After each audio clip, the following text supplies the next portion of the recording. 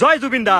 জুবিন দাই কৈছিলে মোৰ কোনো জাতি নাই, মোৰ কোনো ধৰ্ম নাই, আৰু তাৰে এক অটুট আৰু নিখুঁত উদাহৰণ এইফালে চাব পাৰে। কাৰণ আজি ইয়াতে কোনো জাতি নাই, কোনো ধৰ্ম নাই। মানে আজি ইয়াতে হিন্দু, মুছলমান, খ্ৰীষ্টান সকলো ধৰ্ম সম্প্ৰদায়ৰ লোক একলগ হৈ কেনে জুবিন দাৰ কাৰণে দোৱা প্ৰাৰ্থনা বা প্ৰে কৰি আছে।